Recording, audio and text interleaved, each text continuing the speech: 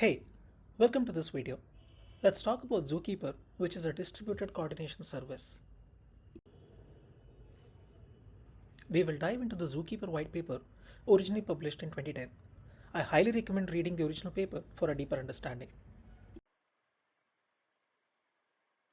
Zookeeper is a distributed coordination service that powers many large-scale distributed applications like Apache Hadoop and Kafka. In such systems, coordination is essential because multiple processes need to work together seamlessly. But what does that coordination look like? One of the simplest forms of coordination is configuration management. When an application starts, it often relies on static configuration to bootstrap its processes. However, more advanced systems might need dynamic configuration that evolves as the application runs. Let's take an example of a load balancer, which redirects the client's request to one of the backend servers. But how does the load balancer know the available list of servers which can serve these requests? One of the simplest ways is for the load balancer to have a list of backend servers. But there could be node failures in our backend application. What if one of the server crashes? We don't want the request to be routed to that server anymore. Similarly, we can add new server nodes if the traffic increases to scale up our system. In either case, our load balancer must have the updated list of servers all the time. This list of active servers is a dynamic configuration, which facilitates coordination between the servers and the load balancer. Another challenge in coordination is group membership. In a distributed system, processes must be aware of which other processes are still active. For example, consider a database with a single leader handling write requests and multiple followers handling read requests. The database application needs to track which follower processes are active and staying in sync with the leader's updates. Leader election is another key issue in distributed applications. In the earlier example, if the leader process crashes or fails for any reason, the system must determine which of the followers should be designated as the new leader. Another key coordination primitive is the use of logs to ensure mutually exclusive access to critical resources. Preventing conflicts by allowing only one process to access a shared resource at a time is a common problem. For example, multiple processes trying to update a shared database. Instead of building separate services for each of the coordination needs we saw earlier, Zookeeper takes a smarter approach. It offers flexible APIs that developers can use to build solutions for various coordination challenges, like the ones we discussed: group membership, leader election, and logs.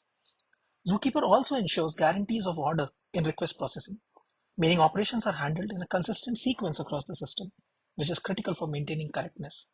By using these APIs, developers can implement their own tailored solutions to tackle different coordination problems. Let's start by asking, what is Zookeeper? The Zookeeper service comprises an ensemble of Zookeeper servers, usually an odd number like 3, 5, or 7, where one acts as the leader and the others are followers. All write operations go through the leader, and the followers participate in consensus via an agreement protocol. But more on that later. Clients interact with Zookeeper through a client API provided by the Zookeeper client library. When a client connects to a Zookeeper server for the first time, a session is established. Zookeeper generates a session handle, which is returned to the client and used for future communication. Each Zookeeper client session has a configurable timeout value. If the Zookeeper does not receive any request or heartbeat from a client within this timeout period, it considers the client to be faulty and the session is terminated. A session can end in two ways: when the client explicitly closes the session handle, or when Zookeeper detects a timeout due to inactivity or connection failure. Zookeeper maintains a persistent bidirectional TCP connection between the client and the server.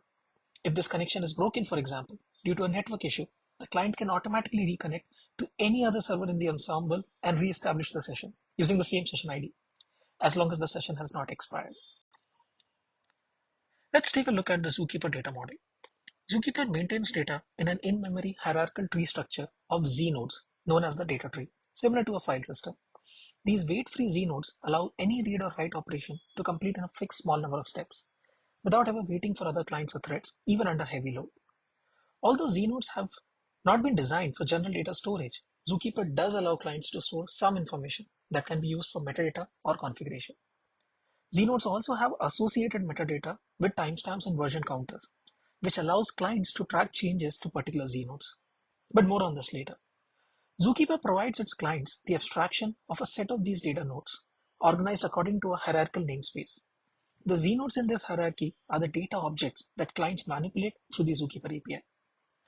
To refer to a given Znode, we need to use the standard Unix notation for file system paths. For example, we need to use /a/a1 to refer to the leftmost Znode. There are two types of Znodes that clients can create. First are regular Znodes. In addition to the data at the Znode, regular Znodes can also have other Znodes as children. Once created by the client, they need to be explicitly deleted. The other type is ephemeral Znodes.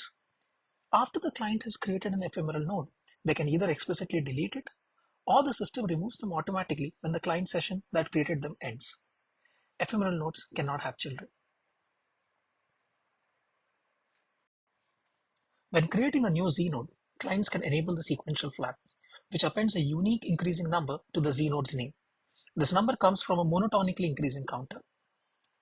For example, under parent node P, we create the first child znode with sequential flag enabled. It creates a child znode with the name node-1.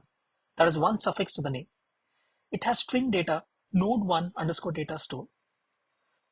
We have used the create Zookeeper API. We'll talk in detail about the Zookeeper APIs in some time. Let's create another sequential child, znode under P, but now with ephemeral flag also enabled. Once the client connection expires, znode 1 continues to exist, but znode 2 would be removed by Zookeeper. As we saw in a previous example, znodes can store configuration data that multiple Zookeeper clients can read. A common pattern is for clients to retrieve configuration values from a specific znode. For instance, client A might read its configuration from /foo/config. Each time the client application needs the latest configuration, it sends a read request to the Zookeeper server. However, this frequent probing has a significant drawback: increased load on the Zookeeper ensemble and higher network traffic, potentially leading to saturation under scale. To reduce overhead, clients can cache the configuration data locally after reading it once. This avoids repeat reads and allows fast access to configuration. But this introduces a classic distributed systems challenge. How can we ensure the local cache is never stale? We would need a strategy for cache invalidation. Zookeeper provides a built-in solution, Zookeeper Watches. This allows clients to be notified of changes to znodes without polling. Clients need to issue a get data and set the watch flag true. When a client performs a read operation with the watch flag enabled, Zookeeper behaves as usual and returns the current data. However, it also registers a one-time watch on that znode. The server then guarantees to notify the client if that znode's data changes in the future. This is made possible through the persistent bidirectional TCP connection between the Zookeeper client and server. The server can use this channel to push watch events to the client as soon as changes occur. Thus, client can rely on its local copy of the config, assured that if the config changes, Zookeeper server would notify client of it. Watches are one-time trigger and are unregistered once triggered or the session closes. They indicate that a change has happened, but do not provide the change. Client needs to issue a get data and set the watch flag true again. Let's go over some of the commonly used Zookeeper APIs. The create API creates a znode with the path name provided, stores data in it, and returns the name of the new znode. Flags enable a client to select the type of znode, that is regular or ephemeral, and whether to set the sequential flag. We create a znode at path db/active/node a-, store the startup time, and mark it ephemeral and sequential. This could return db/active/node-4 depending on the sequential counter. Another common API is exists, which returns true if the znode with the given path exists. It returns false otherwise. The watch flag enables the client to set a watch on the znode. Zookeeper Watches, as we saw earlier, notifies Zookeeper that a client is interested to know when the znode value changes and needs to be notified. Exists request for node A-4 returns true, whereas for node A-5 will return false as there is no such znode. Similarly, getChildren API returns the set of the names of the children of a given node. GetChildren request for znode db/active will return the name node A-4. We use getData to fetch the data of the znode. It returns the data and the metadata of the znode, such as the version information associated with the znode. The watch flag works in the same way as it does for exists. A point to note, in this case, the Zookeeper does not set the watch if the znode does not exist. The version of a znode is used when we need to modify the data at a znode. Let's say that the version is 1 for the given znode. To set data to a znode, we use setData API, The arguments to set data are the Znode path, data to be written, and the current version of the Znode. It only writes data to the Znode path if the version number is the current version of the Znode. This is useful when multiple clients are trying to write to a common Znode, and we want only a single write to go through. Since all the clients will send the current version number, once a write succeeds, the version number is incremented, and all the other write requests would be rejected. Requesting to set data for node A-4 with version 1 will succeed for the first attempt, but the subsequent write requests would be rejected if we continue to use version 1. All the Zookeeper APIs have both synchronous and asynchronous versions available. If the client application uses the synchronous API, when it needs to execute a Zookeeper operation, it makes the call and blocks. The asynchronous API, however, enables an application to have multiple outstanding Zookeeper operations and its own other tasks executing in parallel. Another classification of Zookeeper APIs is whether they update state or not. Creating or deleting a znode or set data are examples of state updating APIs, whereas exist, get data, get children are read requests. All the state updating APIs are served by the Zookeeper leader, whereas all the read requests are served locally by the Zookeeper replica. We will learn more about this when we talk about the Zookeeper architecture later in the video. Zookeeper provides two key ordering guarantees. The first is linearizable writes, meaning all requests that modify Zookeeper state are executed sequentially, respecting their order of arrival. For instance, APIs like setData, create and delete, which update the Znode data tree, are also subject to this rule. If client 1 sends request 1, followed by client 2 sending write request 2, Zookeeper ensures that request 2 will not be processed or applied until request 1 has been fully processed and the internal state updated. Zookeeper's second guarantee is FIFO client request ordering, ensuring that all requests from a specific client are executed in the exact order they were sent. For example, if client 1 sends request 1, request 2, and request 3 in that sequence to the Zookeeper server, Zookeeper guarantees that request 2 will not be processed until request 1 is fully processed. Likewise, request 3 will wait for request 2 to complete before processing.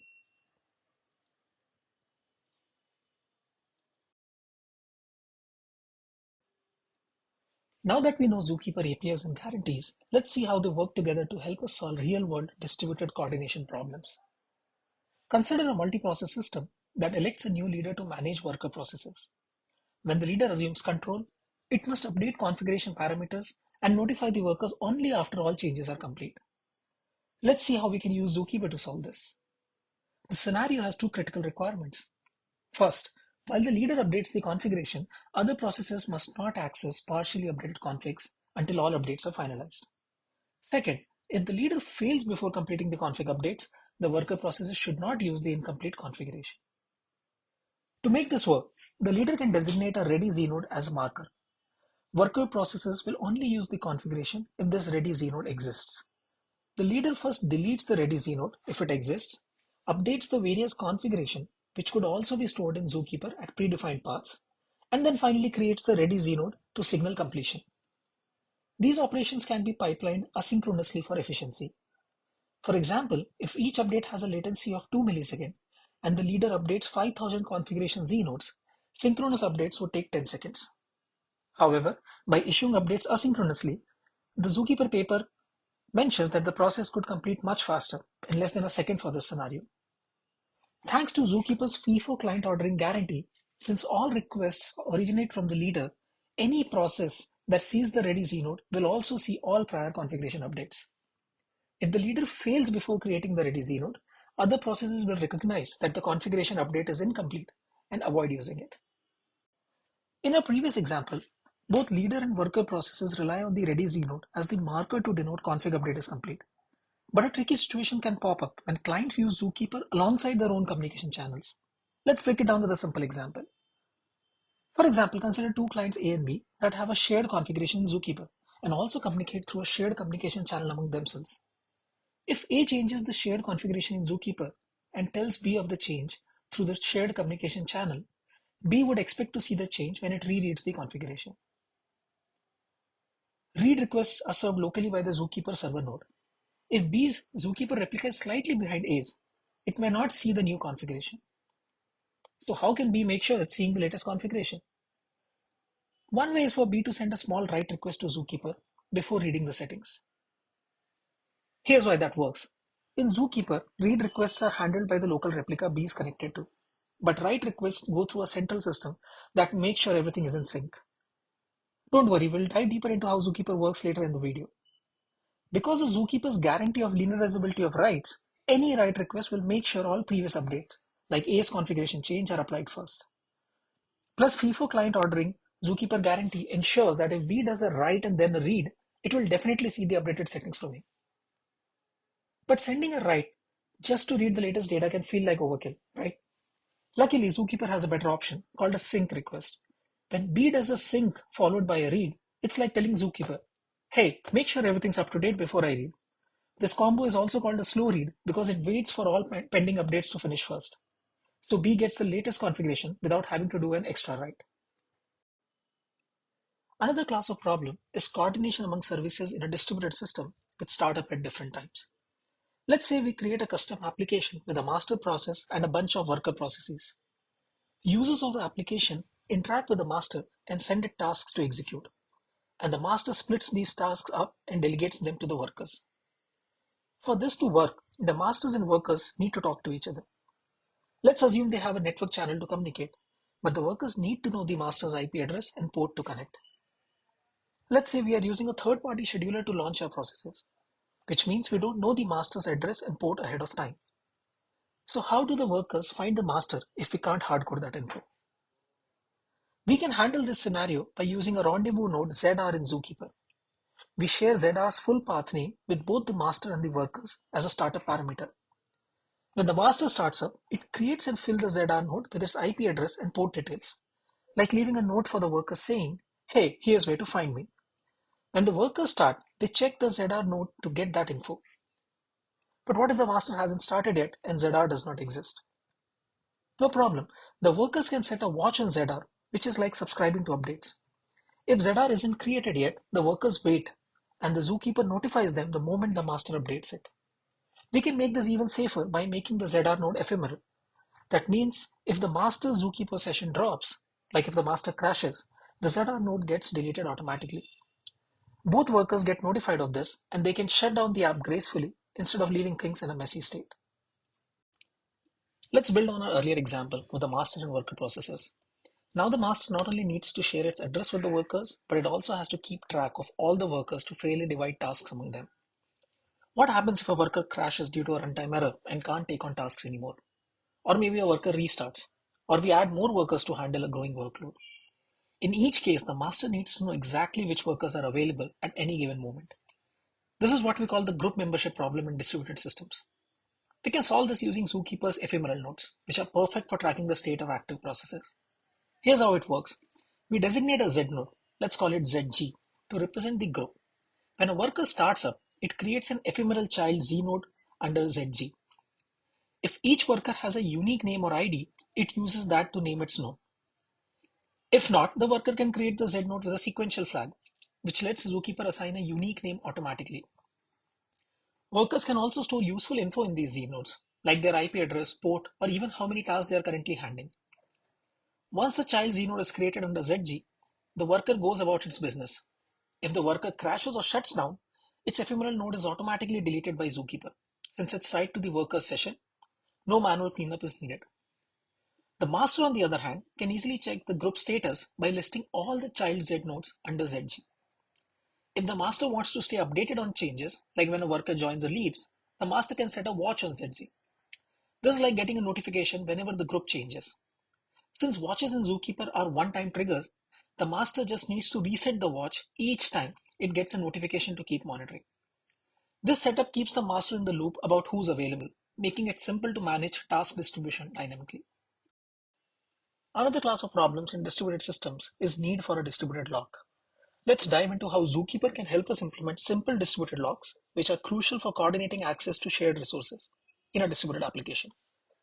One straightforward way to create a locking mechanism is by using a lock file approach, where the lock is represented by a single Z node in Zookeeper. Here's how it works. To acquire the lock, a client tries to create the designated Z node with the ephemeral flag. If the creation succeeds, boom, the client holds the lock. If the Z node already exists, the client can read the Z node and set a watch to get notified when the lock is freed. Releasing the lock is just as simple. The lock is automatically released if the client dies, thanks to the ephemeral Znode disappearing when the client session ends. Alternatively, the client can explicitly delete the Znode to release the lock. Other clients waiting for the lock will get a notification when the Znode is deleted and can try again to create it and grab the lock. This approach is simple, but it's not perfect. One issue is the herd effect. Imagine a bunch of clients waiting to acquire the lock. When the lock is released, they all rush to create the Znode at once. Even though only one can succeed, this can create a lot of unnecessary contention and slow things down. Another limitation is that this method only supports exclusive locking, meaning only one client can hold the lock at a time. If you want to implement something like a read-write lock, where multiple clients can acquire read locks simultaneously, but a write lock needs exclusive access, you would need a different approach. We'll explore that later. Let's tackle the herd effect we mentioned earlier and build a smarter way to implement simple distributed locks in Zookeeper. Objective being clients acquire locks in an orderly, efficient manner. We start by defining a lock znode. Let's call it ZL. All clients requesting the lock create a child znode under ZL with both the ephemeral and sequential flags. The sequential flag ensures that Zookeeper assigns each client creating znode a unique incrementing number. So locks are granted in the order of the client's request. First come, first serve based on the sequence number. Let's walk this through from the perspective of a single client. Client 3 trying to grab the lock. The client creates a Z node by calling create with the path ZL plus hyphen lock and the ephemeral sequential flags. Say this creates a Z node named lock hyphen 3, meaning two other clients with Z nodes lock 1 and lock 2 are ahead in line. In our previous approach, if a client was successful in creating an ephemeral node Z lock, they had the lock. Now being able to create a node does not qualify as holding the lock. Here each client is able to create a corresponding Z node, but with a different sequence number suffixed in the name. For actually acquiring the lock, the client only cares about the Z node just before it. For client 3, that would be lock hyphen 2. This is key to avoiding the herd effect, where earlier all clients would rush to grab the lock at once. Here's how it plays out. The client 3 calls get children on ZL with the watch set to false to see the list of Z nodes. If lock 3 is the lowest number Z node in the list, congratulations, the client holds the lock. It can do its work, and when done, release the lock by simply deleting lock 3. But if there are lower numbered Z nodes like lock 1 or lock 2, the client issues an exist request on lock 2 with the watch set to true. By only watching the Z node immediately before it, the client ensures that only one process wakes up when a lock is released or abandoned, keeping things nice and orderly.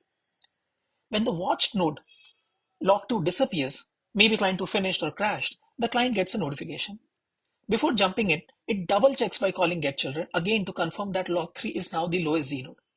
This ensures it only proceeds if it truly holds the lock, handling cases like client 2's crash cleanly.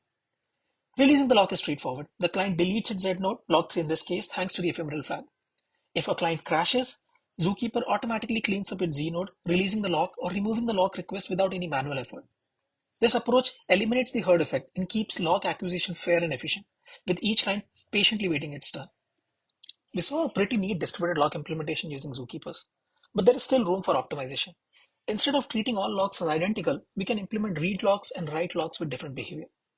When a process holds a write lock, no other process can acquire either a read lock or a write lock.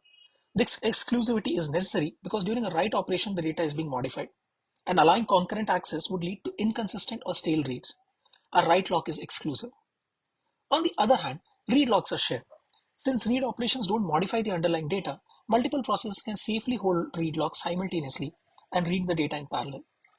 However, any read locks are active, no write locks can be acquired. A write operation must wait until all existing read locks are released to ensure data consistency. This read-write lock pattern allows for more performant concurrent systems, as instead of pipelining all reads and writes sequentially, reads can happen in parallel when there's no write activity, while writes get exclusive access when needed. Let's extend our distributed locks implementation using Zookeeper to support read-write locks. With read-write locks, as we saw earlier, a write lock is exclusive. No other client can hold a read or write lock while it's active. However, multiple clients can hold read locks at the same time, as long as there are no active write lock blocking them. We can adapt our previous lock implementation to support this. Just like before, we use a log znode ZL, and the clients create child znodes under it with ephemeral and sequential flags. The twist: we distinguish between read and write requests by naming the Z nodes differently. For read requests, the nodes are prefixed with RL, and for write requests, their nodes are prefixed with WL. Let's break it down. For client 3 trying to acquire a write log, the logic is similar to our earlier approach. The client calls getChildren on ZL to check all child Z nodes. If its write Z node, say write 3, has the lowest sequence number among all children, it holds the write log and can proceed. If not, it finds the Z node with the largest sequence number lower than its own, that is read 2, and calls exists on it with watch set to 2. When that Z node is deleted, the client checks getChildren again to confirm if write 3 is now the lowest. If it is, the lock is theirs. To release the lock, the client simply deletes its write Z node. For a read lock, the goal is to ensure there is no write Z node with a lower sequence number blocking the way. The client 3 creates its read Z node, say read 3, and calls getChildren on ZL. If there are Z nodes like read 2 and no write Z nodes with the lower sequence number, read 3 can grab the read lock alongside the other read locks. But if there is a write 1 Z node, the client must wait. It sets a watch on write 1 using exists with watch set to true and waits for it to be deleted before checking again. You might notice that when a write Z node like write 1 is deleted, multiple waiting read clients can get notified and check if they can grab their read logs. This looks like the herd effect we avoided earlier. But here it's actually what we want. All those read clients should wake up since they can now hold read logs simultaneously. Releasing a read log is just like before. The client deletes its read Z node and the ephemeral flag ensures automatic cleanup if the client crashes. This setup gives us a clean, efficient way to handle read-write logs, balancing exclusive writes with concurrent reads. We saw how Zookeeper helps us solve various problems in distributed systems. Let's wrap up our Zookeeper journey by diving into its architecture. Zookeeper operates as an ensemble, that is a group of servers working together to provide a reliable service. To ensure high availability, every Zookeeper server holds a complete replica of the data tree in an in-memory database. Each Z node in this tree can store up to 1 MB of data by default, but it's configurable. For recoverability, each update is logged to disk and then applied to the in-memory database. Clients connect to exactly one Zookeeper server to submit requests. Each server can handle requests independently, but the type of request, read or write, determines how it's processed. Servers process client requests in FIFO order, ensuring predictable and orderly handling. For read requests, a Zookeeper server responds directly using its local in-memory database. Since no coordination with other servers is needed, reads are lightning fast, just a quick lookup in memory. Each read is tagged with the Zookeeper transaction ID, which reflects the last transaction the server has seen. This local processing is why Zookeeper excels in read-dominant workloads, with recommended read-to-write ratios of 10:1 to 100:1 for optimal performance. Write requests are more complex because they update the state across the ensemble. When a server receives a write, it forwards the request to the leader. The leader validates the request. For example, in a conditional set data with znode data and version, it checks if the provided version matches the znode's current version. If valid, the leader transforms the request into a transaction, example set data transaction, with the new data version and timestamps. If there's an error like a version mismatch or a non-existent znode, an error transaction is generated instead.